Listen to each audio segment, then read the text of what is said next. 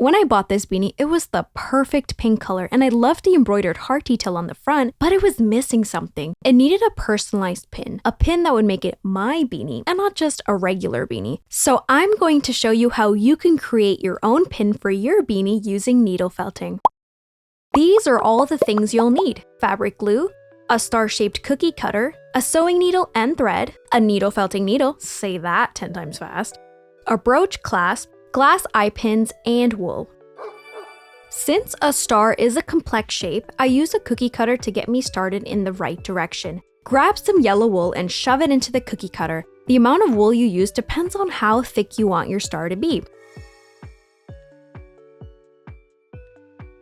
I'm aiming for a medium thickness for mine, so I'm shoving double the amount I want the end thickness to be. Don't forget, wool does shrink the more you poke. As you poke, make sure to flip to the other side so that the star is evenly felted on both sides. Be very careful when you're poking near the metal because I wasn't paying attention and I bent a needle. Once the star feels firm enough, remove it from the cookie cutter. You'll know it's good to remove when the end points hold their shape. If it's a little squishy, that's fine since you'll be firming it further outside of the cookie cutter. Now I'm focusing on defining those points and making sure that all of them are identical and evenly spaced. How sharp you want your points to be is up to you. I wanted mine to be rounded off since I find it looks cuter. When you're satisfied with how your star looks, you can move on to the face. The glass eye pins I'm using are 4mm in size, and I got it from a set that I bought off of Amazon. If you don't have any eye pins, you can just needle felt the eyes in with black wool. Going in with my air-soluble marker, I'm mapping out how I want the face to look. Using my awl, I create holes so that the glass eye pins can be easily inserted. Make sure you don't poke out through the back, and if you don't own an awl, you can use your needle felting needle to poke in a hole. Since I don't want the pins of the eyes to poke out through the back, I cut them shorter. I will be gluing these in later, but I usually like to glue it in once the rest of the face is felted in. This is just a precaution in case I'm not happy with the way the rest of the face looks with the placement of the eyes.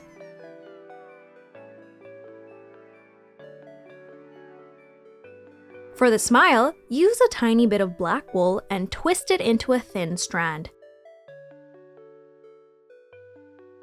Then, going in with the 42 yellow crown needle, I'm felting the strand along the marker line.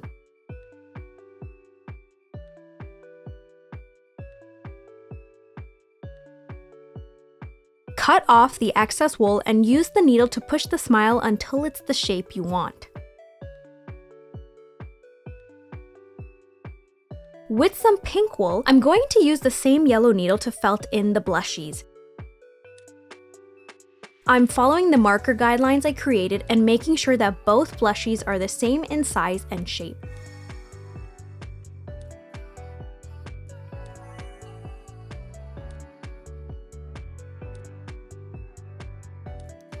I'm very happy with how the face looks, so now I'll be using Fabri-Tac glue to secure the eyes in place.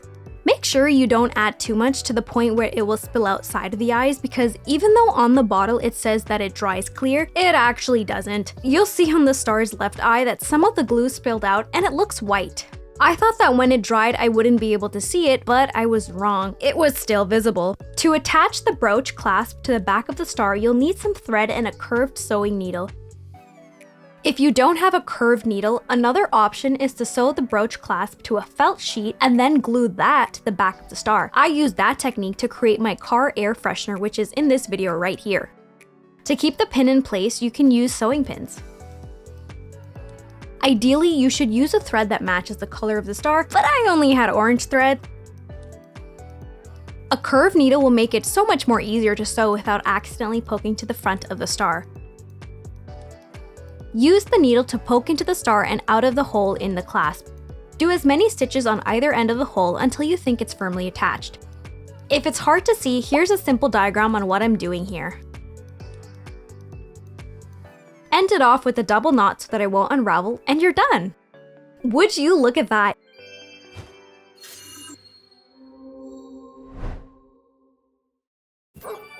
Now, if you're really trying to fuel that brain, there's another power-up waiting for you here.